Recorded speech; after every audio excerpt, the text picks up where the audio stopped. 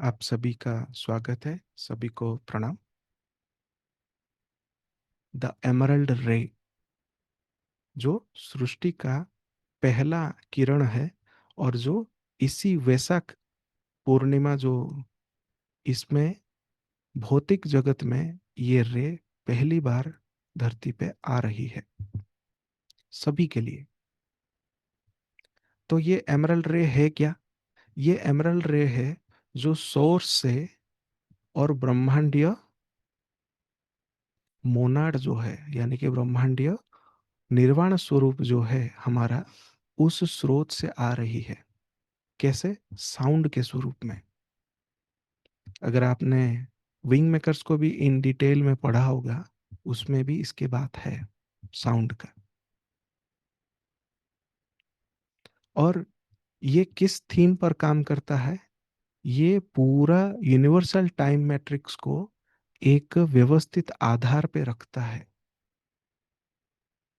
तो जो सारे अव्यवस्थित ऊर्जाएं, सेपरेशन, डुअलिटी, इसीलिए आप अभी तक देख रहे थे, क्योंकि ये ऊर्जा को बंद किया गया था इस यूनिवर्स में आने से। और ये क्या है? ये पहला वो शब्द, मतलब साउंड है, जो ब्लू फ्लेम से प्रकट हुआ है। और ये कहाँ से आती है? हमारे ब्रह्मांडीय निर्वाणिक स्वरूप से, जो हमारे जो गॉड कॉन्शियसनेस है, ब्रह्मांड का जो मूल चेतना है, उससे आ रही है।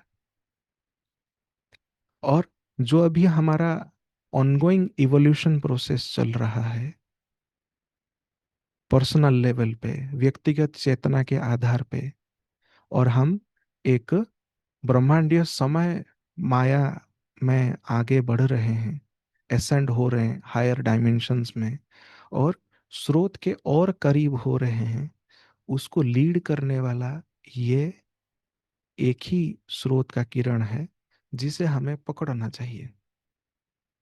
और ये फाइनली अब आ रहा है। तो जो जिन लोग को लेट लग रहा था कि कुछ हो नहीं रहा है, या ऐसा फील हो रहा था कि कौन करेगा, कब करेगा, अब वो समय है। इसलिए बार बार पिछले स्लाइड्स में कहा गया, दिस टाइम इज नाउ। और ये किसके माध्यम से एक्टिवेट होगा? एमरल्ड क्रिस्टल के माध्यम से होगा। अगर आप टाइमलाइन को पीछे पीछे पीछे करके देखेंगे, ये वैशाख में एमरल्ड रे का एक्टिवेशन है। उससे ठीक पहले का देखेंगे तो एमरल्ड्स का एक्टिवेशन है। उससे ठीक पहले का देखेंगे तो ड्रैगन्स का एक्टिवेशन है। उससे ठीक पहले का देखेंगे तो ड्रैगन ले लाइन का एक्टिवेशन है। उससे ठीक पहले का देखेंगे तो आटोवोर रे का एक्टिवेशन है। उससे ठीक पहले और देखेंगे तो गॉडेस एनर्जी का जो एक्टिवेशन है, उसके ऊपर बात की गई। सो हो रहा है स्टेप बाय स्टेप, लेकिन बीच में कहीं एक गलती है। उसको भी आज हम डिस्कस करेंगे, जिसके जिससे आपके अंदर से वो शंका भी दूर हो जाएगा कि क्या गड़बड़ी है। फिलहाल हम एमरल्ड रे को डिस्कस करते हैं। अब यहां से क्या होगा जब ये रे फाइनली आएगा? ये क्या करेगा? एक्सटेंसिव ग्रोथ करेगा सोफियानिक प्लाज्मा फ्लावरिंग चक्रास को। अर्थात जो हम गॉडेस एनर्जी की जो कमी महसूस कर रहे थे, और उसको हम इतने सालों से आह्वान कर रहे थे, अब वो गॉडेस एनर्जी जो है एमरल्ड रे के साथ फाइनली धरती पे आएगी, आ रही है। और ये एनर्जी क्या करेगा कि एक डायमंड हार्ट क्रिस्टलाइन ग्रिड के साथ जुड़ा हुआ है। इसीलिए कुछ दिनों पहले जो अपडेट आया, उसमें बताया गया कि हम सभी को एमरल्ड ग्रिड बनाने में हेल्प करना चाहिए धरती का। और ये क्या करेगा? ये असल में ये जो ग्रिड है, एमरल्ड ग्रिड जो है, ये कॉस्मिक फाउंडर गॉड सोर्स को ये पर्टिकुलर डायमेंशन में धरती के साथ कनेक्ट होने में मदद करेगा। एमरल्ड क्रिस्टल हार्ट जो है, ये धरती के कोर में है और हम सभी के हृदय में भी है, एक सीक्रेट चैम्बर के रूप में, जिसके बारे में ऑलरेडी हमने इनर इन्फिनिटी का जो पहला 3 लाइव सेशन किया उसमें अवेलेबल है, कौन सा वो सीक्रेट चैम्बर है। तो आप समझ सकते हैं कि स्रोत वहां से ही आ रही है, सारा नॉलेज जो है। अब हम उसका और फाइन ट्यून फॉर्म को आज हम डिस्कस कर रहे हैं। तो ये जो एमरल्ड क्रिस्टल हार्ट है, वो किसको रिप्रेजेंट करता है? ये रिप्रेजेंट करता है the Holi father, divine masculine को, जो फाइनली फिजिकल इवेंट्स को करने में मदद करेगा। वो कौन है? ये है कॉस्मिक गॉड वॉल ट्रिनिटी है, जिसके अंदर ब्रह्मांडीय ऊर्जा, आकाशगंगा का ऊर्जा, धरती का ऊर्जा, तीनों ऊर्जा इसके अंदर है।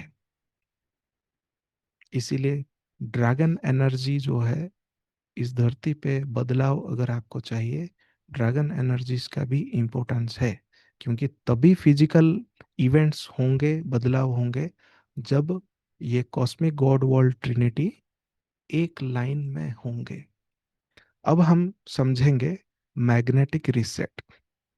काफी लोगों में कंफ्यूजन थे कि पोल शिफ्ट हो रहा नहीं हो रहा। इसमें भी स्पिरिचुअल आधार पर और साइंटिफिक आधार पर दिया हुआ है। क्या है कि जब ये एमरल्ड ऑर्डर जो है रेस्टोर करेगा किसको? एमरल्ड रे को, फाइनली अभी धरती पर, वो क्या करेगा कि एक एनर्जेटिक कैटलिस्ट की तरह वो काम करेगा, जो ये जो मासिव प्लाज्मा करंट के रूप में ये खलबली लाएगा, जो हमारा अर्थ का ग्रिड है उसके अंदर।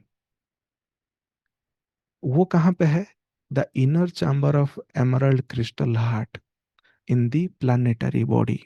इसीलिए आपको पिछले स्लाइड में अगरथा नेटवर्क, धरती के कोर में जो सेंट्रल सन है, उसका फोटो दिया गया है, और कुछ टाइम पहले सोशल मीडिया पे भी शेयर किया गया था, ताकि आपके सबकॉन्शियस माइंड में एक इंफॉर्मेशन आए कि क्या हो रहा है।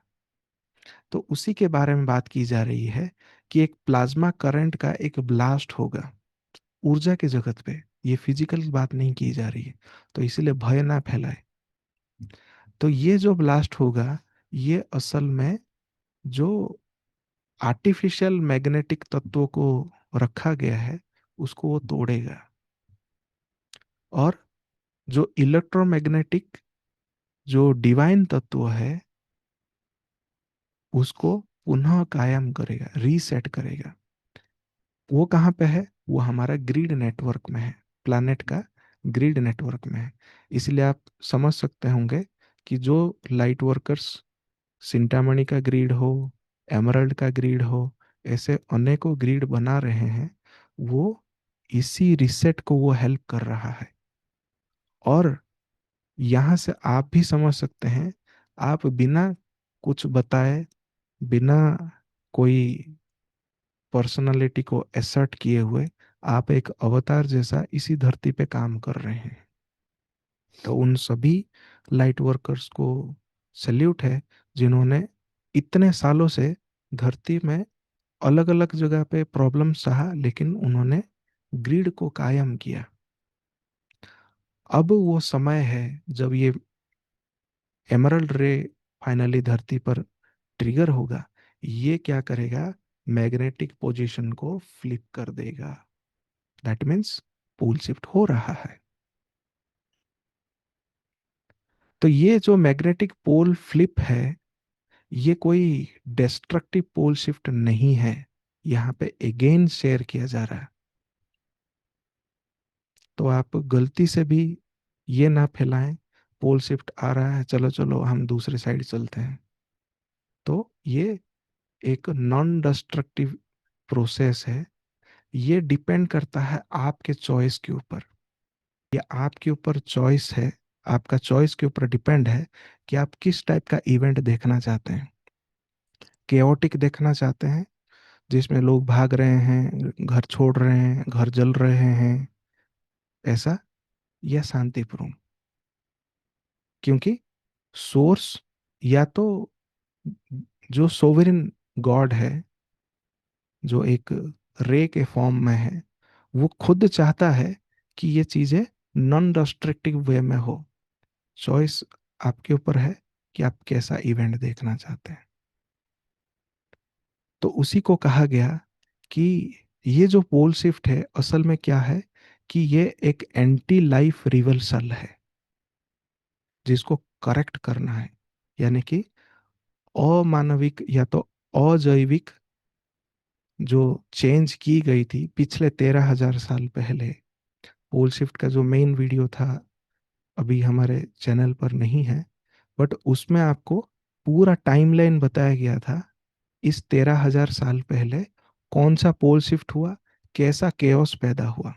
तो उसी का ही यहाँ पर रेफरेंस दिया जा रहा है कि एलियन मशीनरी को यूज करके और मेटाट्रॉन के जो स्पाइरल एनर्जी है उसका दुरुपयोग करके एक एआई स्केलर मैट्रिक्स को यहाँ पे लागू किया गया,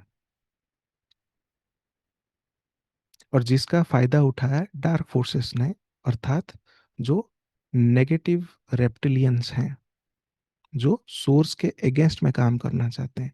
उन्होंने क्या किया, उन्होंने इस पोल को पूरी तरह से अपने वे में शिफ्ट किया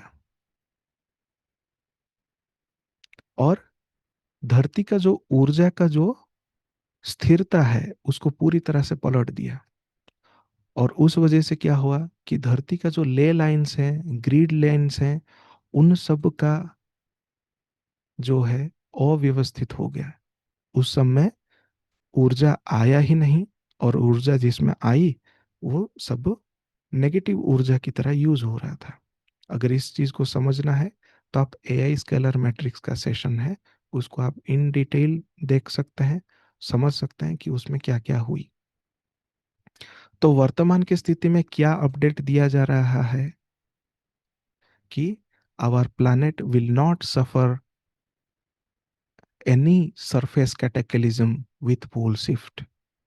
हमारा धरती को कोई केओस ना हो, ऐसा पोल शिफ्ट का एक इवेंट होगा। लेकिन अगेन मैं रिमाइंड करना चाहता हूं, यह आपके फ्री विल पर है।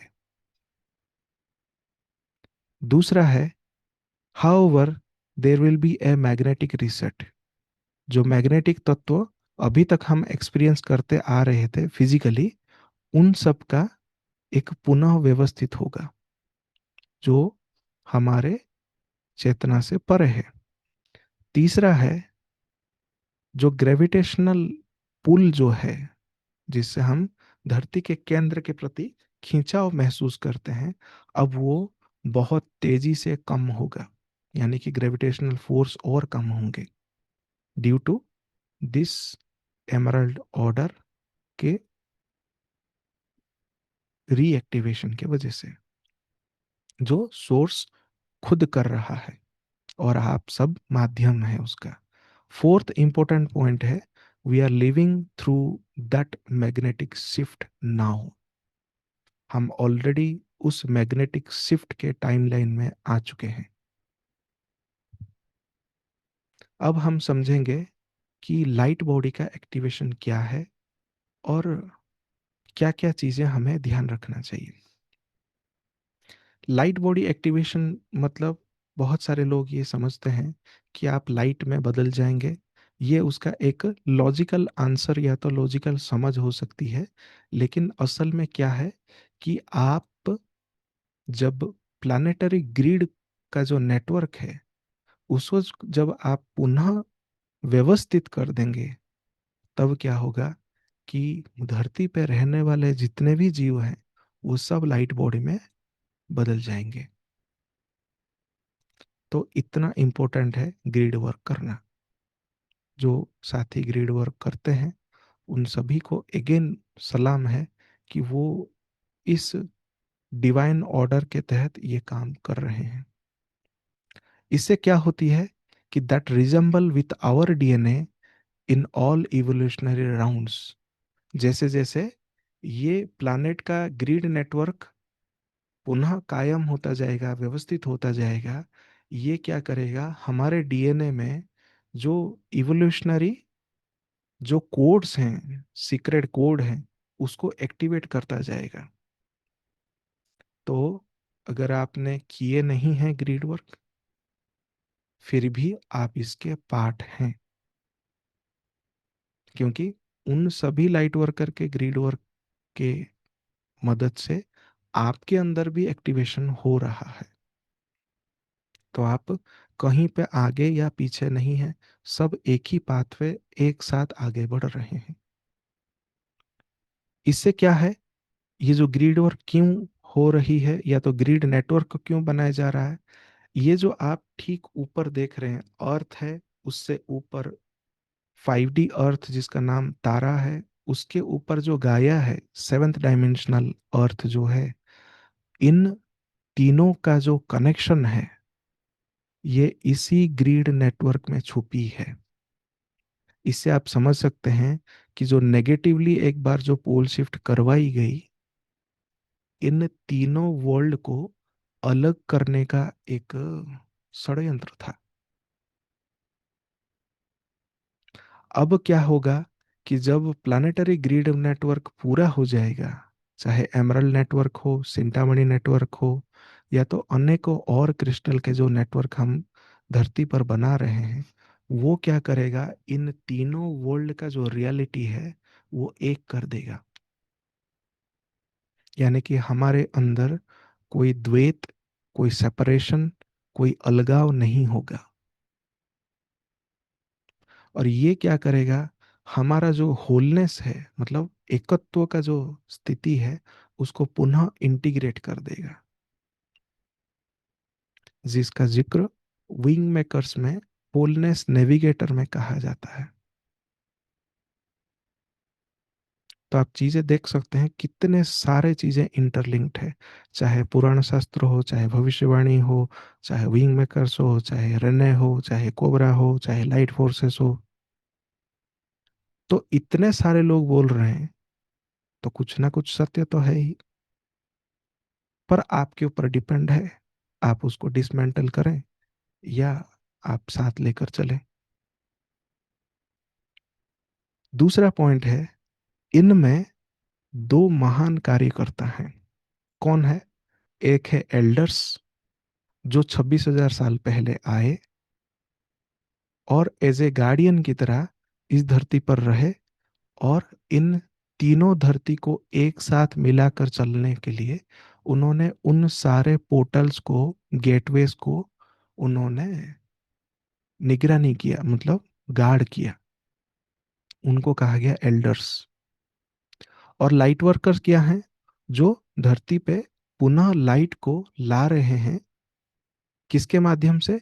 ग्रिड नेटवर्क बनाकर, गॉडेस एनर्जी को लाकर, ड्रैगन एनर्जीज को लाकर, इन और जो धरती के ऊपर violet flame, white fire of आन, ये सब क्रिएट करके, रेनबो शावर ऑफ लाइट, ये सभी जो क्रिएट करके जो लाइट वर्कर्स जो धरती पे लाइट ला रहे हैं, इन दोनों के वजह से धरती अभी टिका हुआ है। अदरवाइज ऐसे हमारे ही सौरमंडल में अनेकों धरती थे जो अब उनका अस्तित्व ही मिट चुका है, क्योंकि वहां पे रहने वाले जो जीव, उन्होंने अप्रोप्रिएट स्टेप्स नहीं लिया, जिस वजह से वो पूरा धरती ही तबाह हो गया। जिसका एक एग्जाम्पल है मालडेक। तो अगर हम यहाँ पे सुरक्षित हैं, धरती पे अभी भी जीवित हैं, और हमारे एसेंशन के लिए हम थोड़ा बहुत कुछ भी हम अपने ऊपर कार्य कर रहे हैं, तो इन दोनों के वजह से हैं। कौन सा? एक है एल्डर्स, दूसरा है लाइट वर्कर्स। तो एल्डर्स किसको गार्ड करते हैं? यही 1111 गेटवे को, जिसका कंप्लीशन पिछले साल नवंबर में 11 तारीख को किया गया। तो आप समझ सकते हैं सोलारा और उनके साथ जिन्होंने भी काम किया वो उस एल्डर रेस के पार्ट हैं, उस सोल फैमिली के हैं। और जो साथी ग्रिड वर्क या तो लाइट नेटवर्क को बना रहे हैं वो उस 1,44,000 जो सोल फैमिली है वो उसके पार्ट हैं, जो पूरे धरती के ऊपर काम कर रहे हैं। तो ये सभी एक ही धरती के लिए काम हो रहा है। तो प्रश्न उठेगा कि इसमें जो ईटी रेसेस हैं उनका क्या काम है। कुछ लोगों ने मजाक उड़ाया कि प्लीडियंस हमें बचाने आ रहे हैं क्या। नहीं, कोई किसी को बचाने नहीं आ रहा, सिर्फ आप ही आपको बचा रहे हैं। क्यों? क्योंकि अगर आप में अगर वो रेजोनेंट अंडरस्टैंडिंग है, तब तभी आप समझ सकते हैं कि ये अर्थ, तारा, गाया, ये एक के अंदर एक रहने वाले, ये तीनों ब्रह्मांड जो है एक के अंदर एक है। ये तीनों धरती जो है जिसको हम पैरेलल यूनिवर्स भी कभी कभार कहते हैं, ये सभी एक साथ हैं। एक ही धरती है, लेकिन एक ही धरती पे तीन अलग अलग एनर्जेटिक रियलिटीज चलते हैं, जिसपे जो बीच का है, जो अभी कुछ समय पहले ही लिबरेट हुआ है, जो धरती, वो हमारा ही धरती का एक प्रतिबिंब है, जिसको हम 5D प्लीडियन अर्थ कहते हैं, जिन्हें पूरी तरह से एक्सपीरियंस हुआ, जो अभी इस धरती के लिबरेशन में वो हेल्प कर रहे हैं। तो आप क्या कहेंगे कि ये कोई बाहर का है? नहीं, ये इसी धरती का है जो इस धरती के लिए काम कर रहा है। तो आप कौन होते हो उसको आप एक्स्ट्रा टेरेस्ट्रियल कहने के लिए? वो सिर्फ आपका एक नजरिया है कि आप दूसरों को अलग समझते हैं, लेकिन है वो सभी तीनों जो रियलिटी है इसी धरती का ही है। जैसे कि 7D जो गाया है, उसके जो बीइंग्स हैं वो आर्किटूरियंस हैं, एंड्रोमेडन्स है, ऐसे बहुत सारे हैं, वो भी इस लिबरेशन में मदद कर रहे हैं। सो आपका ही एक एक स्वरूप उन हायर रियलिटीज में और हायर जगत में है, जो धरती के लिए काम कर रहे हैं। आप भी ये यहाँ पे काम कर रहे हैं, वो भी इसी धरती पे काम कर रहे हैं, अर्थात आपके ऑल टाइम इस ब्रह्मांड में तीन स्वरूप हैं, जो एक ही टाइम पे एक ही जगह ऑपरेट कर हो रहा है या काम कर रहा है। तो स्पिरिचुअल एसेंशन का क्या प्रोसेस है जो लाइट बॉडी को एक्टिवेट करता जाएगा? इसका प्राइमरी पर्पस है ये जानना कि हम इस धरती पर क्यों जन्म हुए हैं। और ये जान लेने के बाद हमारे अंदर ये रेस्पॉन्सिबिलिटी जागृत होना शुरू हो जाएगा कि हम इस धरती पर ऑर्गेनिक टाइमलाइन को पुनः कायम करना है। ये एक पार्ट है उसका। दूसरा पार्ट है कि जितने भी जीवित कॉन्शियसनेस है, मतलब चेतना है, उनमें ये ज्योमेट्री के रूप में एनकोडेड है। अर्थात आप कार्य करो तो ही होगा ऐसा नहीं, या आपके अंदर इनबिल्ट है, आपके फ्री विल के ऊपर आधारित है कि आप एक्टिवेट करना चाहते हो या नहीं चाहते। तो आप अगर उससे अनजान है, मना करते हैं, मतलब अंदर मना है, तो आपको कोई ऐसा अवतार नहीं है जो आपको हाथ घसीट कर वहां ले जाए, वो पॉसिबल नहीं है। इसके अंदर और एक पार्ट है जो सामूहिक चेतना का एक प्रोग्राम है, जो इससे इंटरलिंक्ड है स्पिरिचुअल एसेंशन प्रोसेस में। चौथा है कि ह्यूमन के प्रत्येक कोशिकाओं में जो मेमोरी है उसमें भी इसका कुछ सीक्रेट कोड है। आप चाहे डीएनए का जेनेटिक कोड कहिए या तो सेलुलर मेमोरी कहिए, उसमें है। तो आप इनबिल्ट वो जन्म के साथ इस शरीर के साथ वो लेकर आए हैं वो प्लान। और पांचवा जो मेन इम्पोर्टेंट है कि आपका एक ये भी महान वर्क है कि धरती की मुक्ति के लिए कार्य करना। ये भी आपका प्लान में इंक्लूडेड है। और छठा जो सबसे हायर है वो है कि आप एग्जिस्ट करते हैं, मतलब आप हर एक अस्तित्व, हर एक जगत में आपका अस्तित्व है। जितने भी मल्टी डायमेंशनल टाइम है, मतलब बहुआयामी समय का जो अलग अलग आयाम में अलग अलग समय काल है, उसमें आप एग्जिस्ट करते हैं। उसका भी समझ जो है आपके अंदर है, बट सुषुप्त अवस्था में है। जब वो जागृत होगा, आप सब एक बोलकर समझेंगे, ये रियलाइजेशन आएगा आपके अंदर। लेकिन कहाँ गैप रह गया? गैप रह गया कि कुछ नॉन ह्यूमन एंटिटी, मतलब अमानवीय कुछ जीव हैं जिन्होंने इस धरती पर आए और हमारे मेमोरीज को हटाया।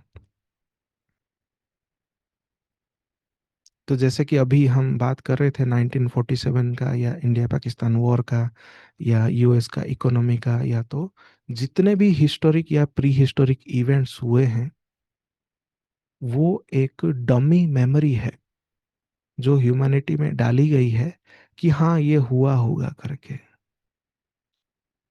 असल में क्या बताया जा रहा है, ह्यूमैनिटी का जो ट्रू हिडन हिस्ट्री है, इसको ऑलरेडी पूरी तरह से हटा दी गई है। जिसके वजह से जो हिस्ट्री उसको पढ़ाया गया है वही उसको याद है, उसके अलावा उसको कुछ याद नहीं है। या तो सुनी सुनाई हिस्ट्री जो आपको याद है वही आप सच मानते आए हैं। इस वजह से क्या हुआ कि सब जब ये पूरी माया को समझने लगते हैं, तो आपके अंदर डर डर और एक कंफ्यूजन पैदा होगा कि कोई जो डार्क तत्व है वो समय के साथ छेड़छाड़ कर रहा है क्या, ऐसा करके। लेकिन समय यूनिवर्सल टाइम मैट्रिक्स के आधार पे निरंतर चल रहा है, उसको कोई छेड़ नहीं सकता। वो एक प्रोग्रामिंग है जो 15th डायमेंशन तक वो निरंतर चल रहा है, जो सोवरेन एंटिटी उसको लीड करते हैं। प्रॉब्लम असल में क्या है, इसी समय के अंदर एक एक लूप क्रिएट कर दिया गया है जिसमें ये हिस्ट्री रिपीट होते रहते हैं। या तो रिपीटेटिव हिस्टोरिकल इवेंट्स जो है वो बार बार होती है, जैसे कि पैंडेमिक 1918 में हुई, फिर 2019 में हुआ, 100 साल का गैप में। ऐसे बहुत बार। तो इससे हम क्या समझ सकते हैं, इसको बताया गया द आर्टिफिशियल और ऑर्गेनिक इनऑर्गेनिक टाइमलाइन को इसी टाइम फ्रेम में ऐड किया जाता है, जिससे ये धरती पे, या तो कोई भी धरती पे जब भी ये इनऑर्गेनिक टाइमलाइन का लूप को डाल दिया जाता है, तब क्या करते हैं, एक तो ये मेमोरी को निकाल देते हैं, डिलीट करते हैं। फिर उन सारे जीवों को जब ज्ञान भी आता है, तब उनको रियलाइज होता है कि समय बहुत स्लो चल रहा है, कुछ परिवर्तन नहीं हो रहा, हमारे लिए कोई ऑप्शन ही नहीं है, मुक्ति कोई होगा नहीं, कोई अवतार आ नहीं रहा। ये सभी चीजें आपके अंदर उस टाइमलाइन के वजह से आपके अंदर वो आता रहता है, विचार। और जैसे विचार आएंगे,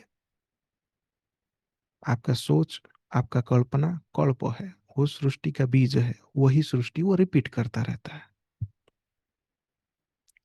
अब यहाँ से हम क्या समझ सकते हैं, जितना भी अभी तक हमने अपडेट डिस्कस किया, जितना चीजें पढ़ी, उसके अंदर एक की मैसेज है, कोडेड मैसेज है।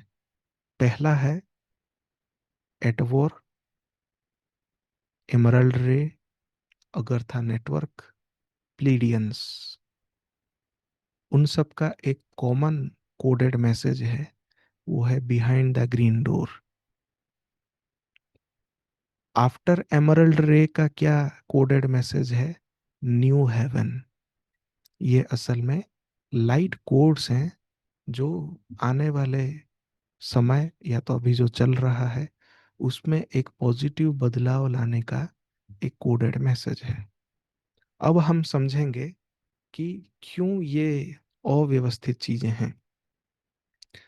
वो इसीलिए है क्योंकि ये पूरे जो सृष्टि है, मतलब इस थ्री डायमेंशनल अर्थ का, इसमें डिवाइन फेमिनिन तत्व को पूरी तरह से डिटेच कर दिया गया है, मतलब हटा दी गई है, बंद कर दिया गया। और ये कौन किए हैं? जो NAA ग्रुप है, जिसको हम नेगेटिव एलियन आर्कॉन्स कह सकते हैं या तो नेगेटिव एलियन एजेंडा कह सकते हैं, जिनको आप अलग अलग नाम से जानते हैं। ये क्या है कि ये हाइब्रिड सृष्टि करते हैं। इसीलिए क्या करते हैं कि जो मेन ऊर्जा है उसको हाईजैक करते हैं, उससे जो मदर प्रिंसिपल है उसको हटाते हैं, और खुद को उस फॉलन कॉन्शियसनेस में ले आते हैं, मतलब निकृष्ट चेतना जिसको कह सकते हैं, जो लोअर चेतना है। और ये क्या करते हैं, डिवाइन फेमिनिन एनर्जी को ये इस धरती पे आने से रोकते हैं। किस कैसा क्या करके? कुछ सैटनिक रिचुअल्स करके। तो आप इन सब को सुनकर आपके मन में ख्याल आ रहा होगा खाली बलि दे रहे होंगे, लोगों को मार रहे होंगे। नहीं, वो सब भी है, बट उसके साथ बहुत सारे कॉमन चीजें भी है।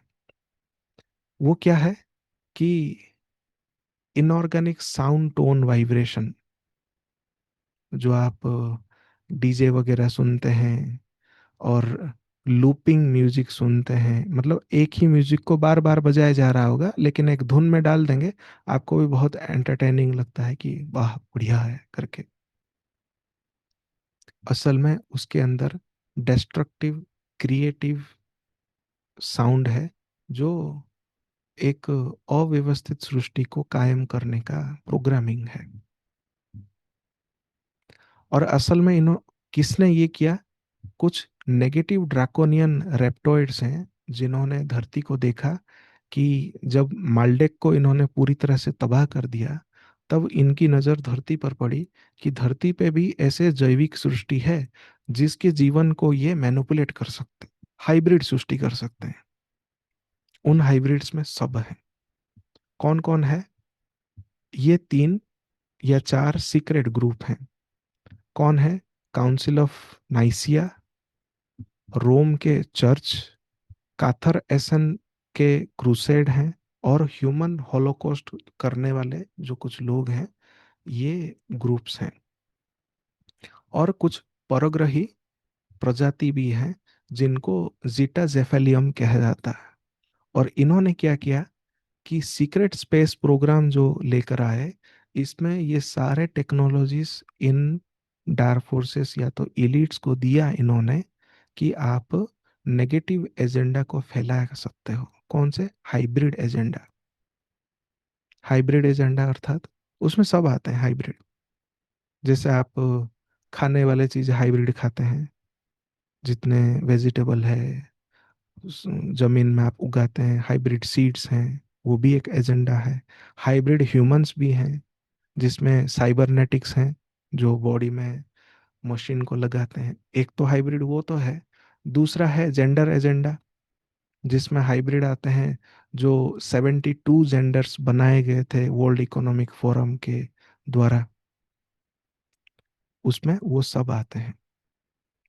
जिसमें आप इनके एजेंडा को देखेंगे, जिसमें सृष्टि के बिल्कुल विपरीत दिशा है, जिसमें कहीं पे सृष्टि से सृष्टि ना हो। जैसे कि हाइब्रिड सीड है, वो एक बार फल दे देगा, उसको आप उसके बीज को आप जमीन में लगाने से पौधा नहीं उगेगा।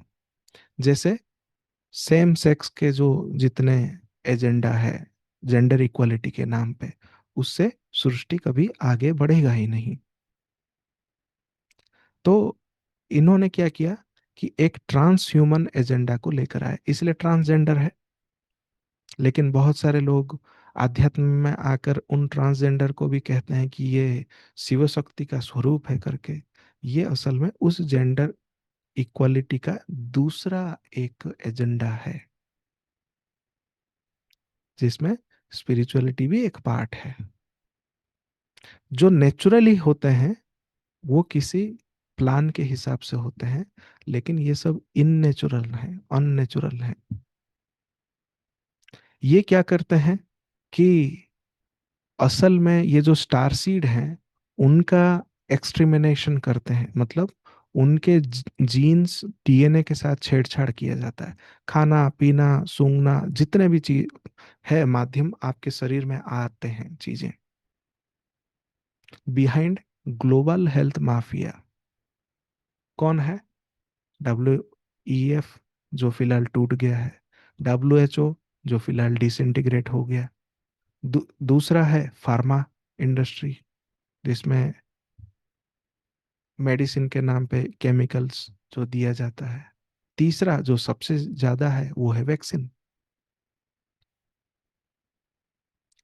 और एक इम्पोर्टेंट है केमट्रेल्स, जियो इंजीनियरिंग, जो जियोग्राफी को, मतलब जो धरती का जो पूरा वायुमंडल है या तो जल स्तर है उसको मैनिपुलेट करना केमट्रेल्स के रूप में, ये सब के रूप में।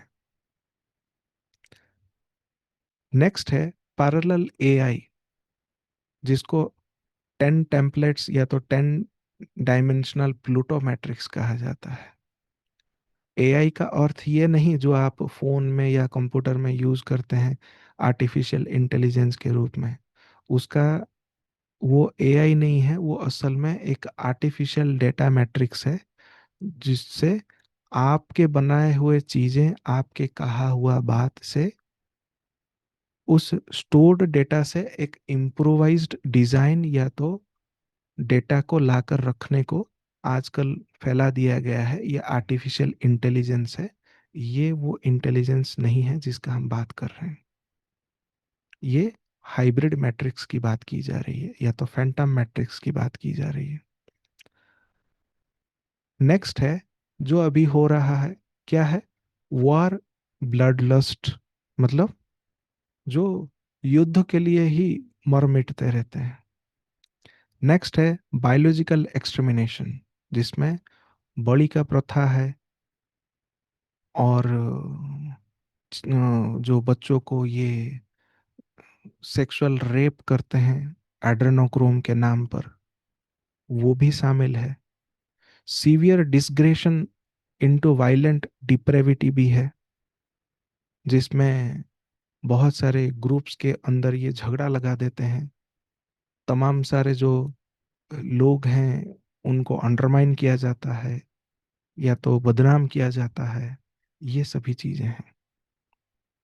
सबसे लास्ट जो है वो है dragon moth, Draco Anunnaki, Necromiton, Zeta Drakon, tall whites, Nordics, Marduk Omicron और सैटेनिक रिचुअल्स भी शामिल हैं।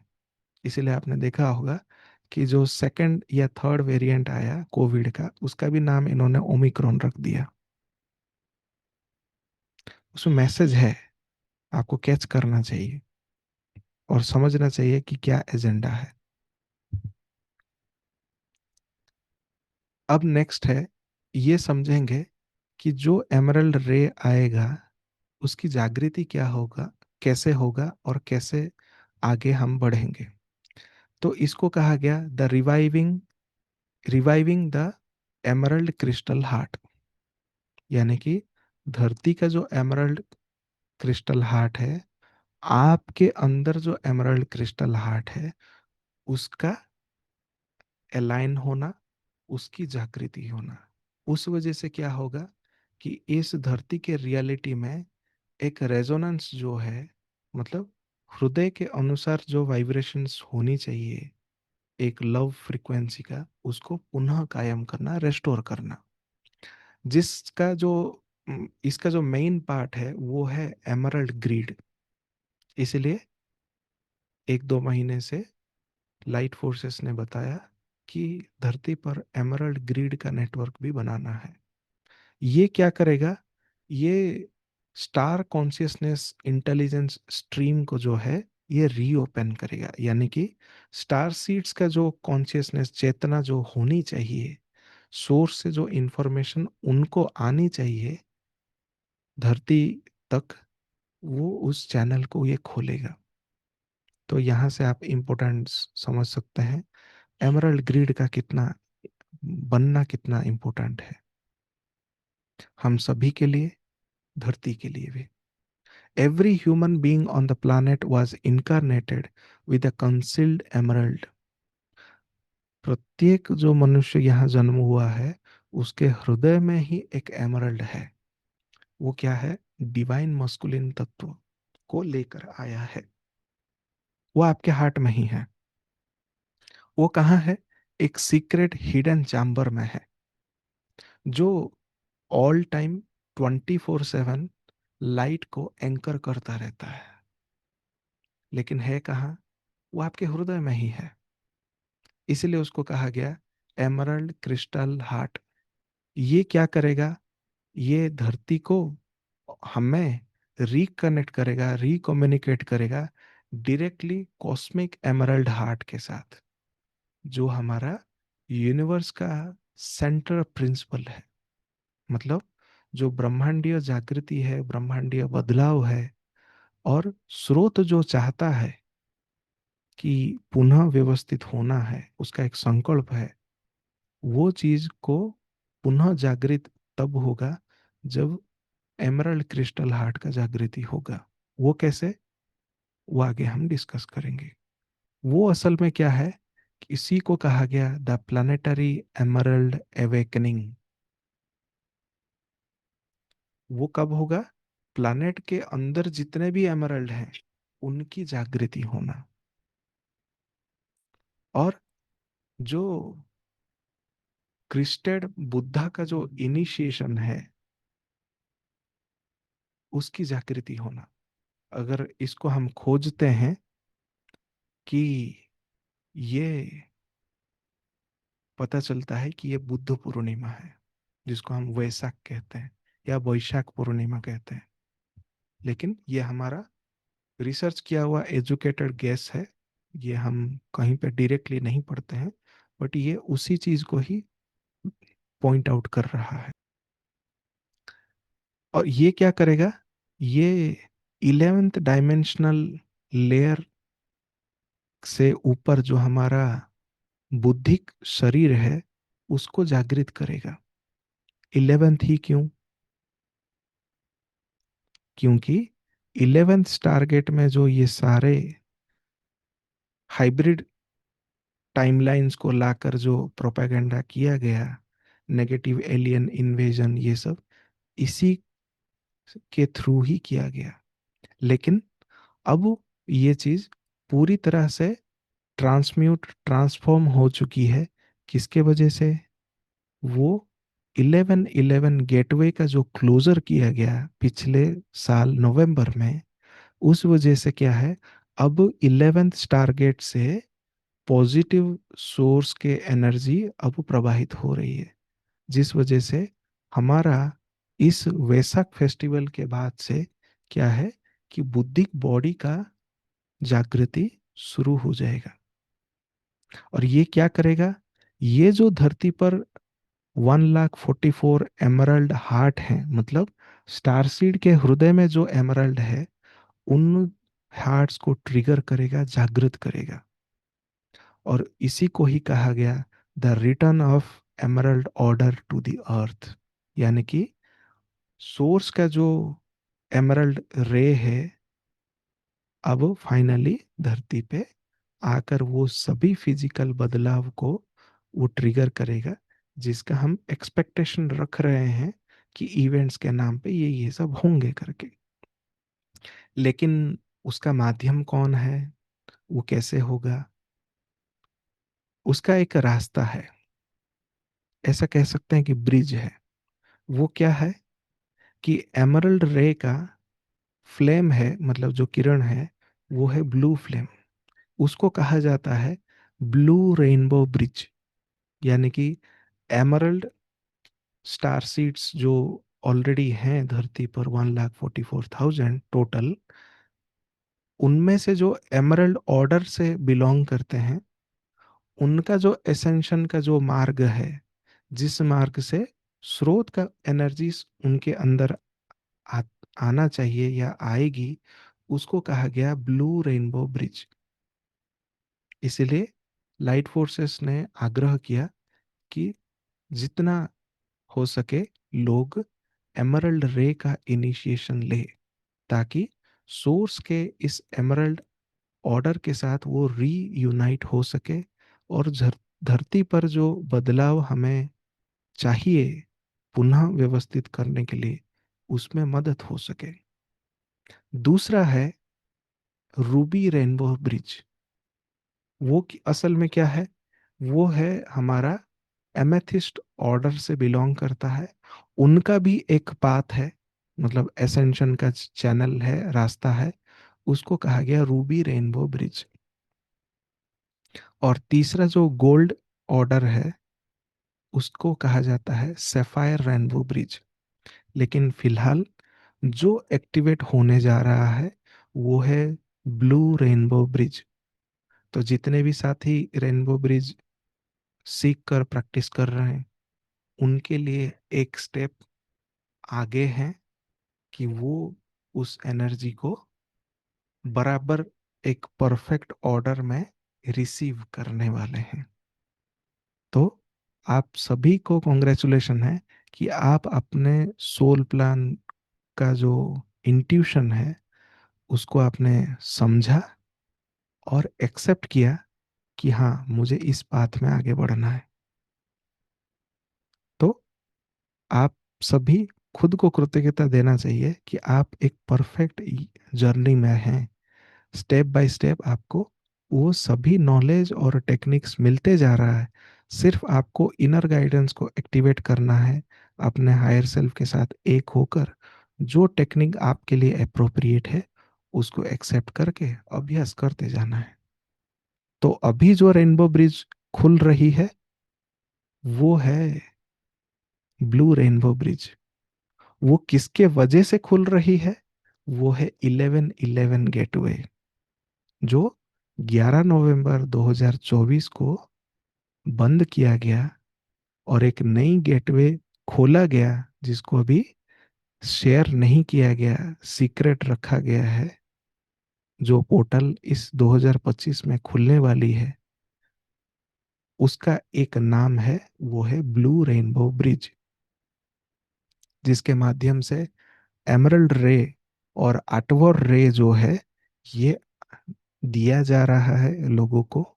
और लोग इन मेडिटेशन को भी पहले से ही प्रैक्टिस कर रहे हैं, ताकि खुद को उस एनर्जी के साथ कैलिब्रेट कर सके। वो कौन कौन से मेडिटेशन है? एक है आठवां मेडिटेशन, दूसरा है एमरल्ड मेडिटेशन।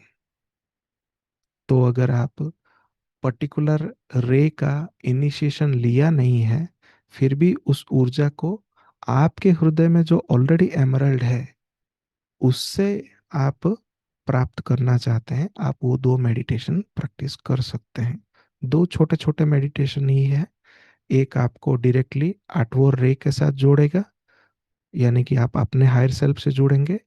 दूसरा जो एमरल्ड मेडिटेशन है, वो आपको अगर्था नेटवर्क के साथ जोड़ेगा, क्योंकि इनर वर्ल्ड अगर्था नेटवर्क के पास ही ये एमरल्ड ऑर्डर के वो सारे नॉलेजेस हैं। इससे आप समझ सकते हैं ये सभी चीज़ें इंटरकनेक्टेड हैं, व्यवस्थित हैं। आपको कहीं पे डरने का या तो पीछे हो जाने का डर नहीं रखना है। चीज़ें व्यवस्थित एक के बाद एक आपके पास पहुंच रही है। बस आपको रिसीविंग मोड में रहकर इनर गाइडेंस को कैच करना है कि मेरे लिए क्या संदेश है। और इसका जो मेन गढ़ है, जो केंद्र पॉइंट है, वो कहाँ है? वो है कैलाश पर्वत है, जहाँ पे ये वैसा एक्टिवेशन जो है ये होने वाला है। इससे आप क्या समझ सकते हैं? जो इंडिया, चाइना, पाकिस्तान का जो कोलैबोरेटिव बॉर्डर है वो इसी के आसपास है। वो कौन सा पीक है? उसको कहते हैं कमालसू या तो कामास्लू पीक कहते हैं। मतलब एवरेस्ट जैसे एक शिखर है, वैसे कामालसू भी एक शिखर है, जो इन तीनों देश का एक बॉर्डर पॉइंट जैसा है। और अगर एनर्जेटिकली देखें, तो अगर आप सारे अपडेट्स को ध्यान से देखते हैं, समझते हैं, तो ये असल में जो हिमालयन ड्रैगन ले लाइन है, ये उसका उत्पत्ति का पॉइंट है, मतलब इनिशिएशन पॉइंट है, जहां से ये ड्रैगन ले लाइन निकला है। और इसीलिए आप ये भी समझ सकते हैं क्यों ये पर्टिकुलर टाइम पे ये इंडिया पाकिस्तान या इंडिया चाइना के बीच में असंतुलन ये पैदा कर रहे हैं। क्यों? क्योंकि उस ड्रैगन एनर्जी को ये असंतुलन पैदा करेंगे, तो ये इफेक्ट कैलाश पर्वत के ऊपर भी डालेगा, क्योंकि ये पूरा पर्वतमाला है हिमालय, और उसी का ही एक शिखर जो है कैलाश पर्वत है। इसलिए हम बार बार आपको ग्रुप में कहा जा रहा था, hold the light, boycott the duality. किसी भी चीज को सपोर्ट, किसी भी चीज को डिसमेंटल, किसी भी चीज का विरोध करने के लिए हम यहाँ नहीं हैं। केवल प्रकाश को एंकर करना हमारा एक काम है, धरती के ऊपर काम करना है। और ये जो बदलाव है, ये पूरा धरती का है, पूरा ब्रह्मांड का है, संपूर्ण गैलेक्सी का है। तो आपको ब्रॉडर विजन रखने हैं, अगर आपको इस एसेंशन को कैच करते हुए आगे बढ़ना है तो। और यही अपडेट रिसेंट न्यूयॉर्क वर्कशॉप के अपडेट में भी बताया गया। वैसाख एक्टिवेशन का जो एक सीक्रेट लोकेशन है, इसी माउंट कैलाश में है। तो आप समझ सकते हैं कि ये कितना टाइमलाइन जो है कन्वर्जिंग है। हर वर्कशॉप में बताया जा रहा है कि ये चीज़ होने वाला है, आप इस चीज़ के प्रति काम करो। जैसे कि कोलंबिया में, और पिछले बोगोटा में जो वर्कशॉप हुई थी पिछले साल, उसमें ये बताया गया कि कुछ अस्थिरता पैदा होगी हिमालयन रीजन में। फिर आते आते जनवरी में जब कियोटो में कॉन्फ्रेंस हुआ, उसमें क्लियरली बताया गया कि इंडिया पाकिस्तान के बीच में एस्केलेशन होने वाला है, तनाव बढ़ने वाले हैं। अब ये न्यूयॉर्क वर्कशॉप में भी अपडेट दिया गया कि ये एक्टिवेशन भी ये वहीं पे होने वाला है। तो आपको बराबर हर स्टेप में अपडेट दिया जा रहा है किस एनर्जी ले लाइन के ऊपर आपको काम करना है, कहाँ पर एनर्जीज को, लाइट को एंकर करना है एज ए लाइट वर्कर, और किन चीज़ों से दूरी बनाए रखना है। तो अगर आप बराबर रिसीव करते हैं as a perfect light worker की तरह, आप एसेंड होते हुए जाएंगे। तो आपको किसी अन्य न्यूज़ या तो किसी भी भर डर भय में पड़ना ही नहीं है। इससे क्या होगा, ये जो वैसा एक्टिवेशन है, ये क्या करेगा, उन सारे जो स्टार फैमिली हैं, उनके अंदर जो ड्रैगन रे रेसेस हैं, एमरल्ड ड्रैगन्स जो हैं, उनको ये फिर से एवेकन कर देगा, जिनको कहा जाता है द टाइम कीपर्स। क्यों? खेल सिर्फ समय का है, और वो समय भी जो निरंतर चलता है।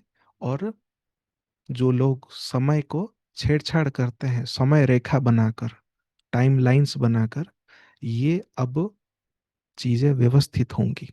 जो ऑलरेडी अनस्टेबल हो गया था, अब ये एमरल्ड ड्रैगन एवेकनिंग के वजह से क्या होगा कि जो एमरल्ड ड्रैगन क्या करते हैं, इसी टाइम मैट्रिक्स को ये गार्ड करते हैं।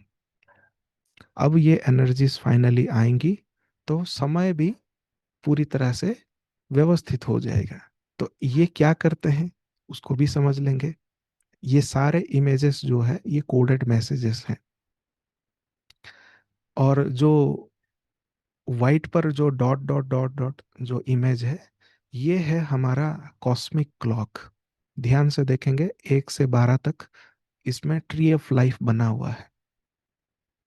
ये असल में 12 तपोह जगत के ये पिलर्स हैं।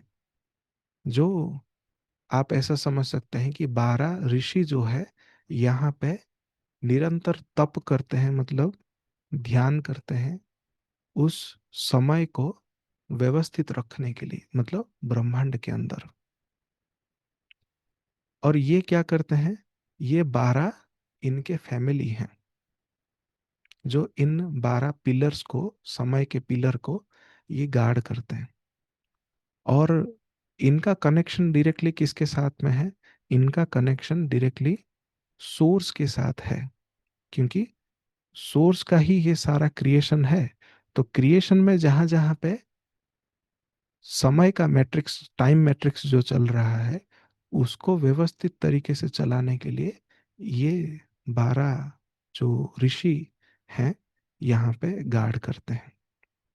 और इसी 12 ऋषि के जो आगे की प्रजाति है, उन्हीं को ही कहा गया द एमरल्ड ड्रैगन्स। और ये क्या करते हैं, इसी कॉस्मिक क्लॉक को व्यवस्थित चले उसको ये देख रेख करते हैं। और जो अभी समय रेखा इनऑर्गेनिक टाइमलाइंस जो क्रिएट की गई है, उसको व्यवस्थित करने के लिए फाइनली कहाँ से, जो ऋषि लोक है वहां से ड्रैगन एनर्जी इस धरती पे आने का एक ही कारण है कि यहाँ पे जो टाइमलाइन में जो गड़बड़ी की गई है उसको फिर से ठीक किया जाए। तो यहाँ से आप ये भी समझ सकते हैं कि ड्रैगन एनर्जी का एक्टिवेशन किस महत्वपूर्ण उद्देश्य से पिछले साल यहाँ पे किया गया धरती पर। तब क्या होगा कि ये जो एनर्जीज हैं, ये क्या करेंगे, जो जो मनुष्य उस एनर्जी से रेजोनेंट हैं, उनके डीएनए के अंदर ये जागृति शुरू करेगा। कौन सा? उसी को कहा गया एमरल्ड सन डीएनए एक्टिवेशन। ये एक ऑटोमेटिक प्रोसेस है। ये आप अगर ड्रैगन ऊर्जा से रेजोनेंट है तो ये एक्टिवेशन स्वतः होती जाएगी, जो आपके ऑलरेडी डीएनए में है। और इन्हीं के अंदर क्या होगा, एमरल्ड ड्रैगन टाइम कीपर्स की जागृति होगी। ये उस टाइमलाइन को फिर से पुनः रीऑर्डर करेंगे, पुनः कायम करेंगे। और इनके जागृति से क्या होगा कि इनके अंदर जो चेतना में जागृति होगी, ये एक वाइब्रेशन वॉटेक्स तैयार करेगा। जिस वॉटेक्स में ये जो फॉलन एंजेलिक टाइमलाइंस, जो इनऑर्गेनिक टाइमलाइन जो इन्होंने बना रखी है पूरी धरती पर, वो ऑटोमेटिकली ध्वस्त हो जाएगा। तो हमें ये भी टेंशन नहीं है, या तो इस ये भी चिंता नहीं है कि ये इनऑर्गेनिक टाइमलाइन कब व्यवस्थित होगा, कैसे होगा। ये बस उनके चेतना में एक क्लिक आनी जरूरत है, जिससे इनके हार्ट में जो वॉटेक्स तैयार होगा, ये इनऑर्गेनिक टाइमलाइन को ये ध्वस्त कर देंगे। अब नेक्स्ट है कि ये जो एमरल्ड ड्रैगन टाइम कीपर्स मनुष्य के रूप में ही आगे एक्टिवेट होते हुए जाएंगे।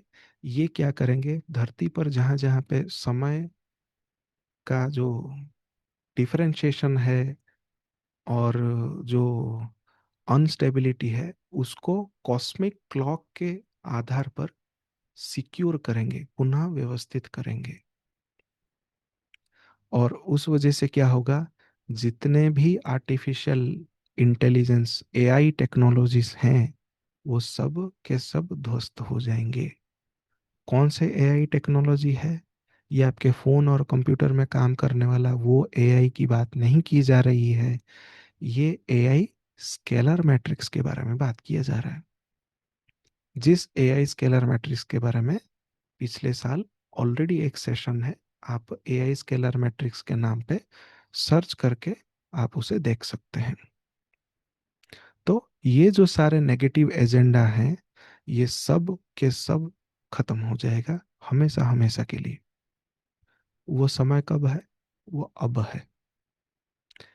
ये जो कॉस्मिक शिफ्ट जो अब से ट्रिगर होगी, ये पूरे के पूरे सोलर सिस्टम में अब दिखेगा, और एक सिंक्रोनाइजिंग फॉर्म में एक नए युग का, नए सृष्टि का ये रचना करेंगे। ये थी आज का पूरा लाइव सेशन। और आप हमारे रिसर्च को, पढ़ाई को, चैनल को सपोर्ट करना चाहते हैं, तो नीचे दिए गए यूपीआई आईडी के माध्यम से आप हमारे चैनल को और हमारे वर्क को, मेहनत को सपोर्ट कर सकते हैं। तो सेशन क्लोज करते हैं। सभी को प्रणाम।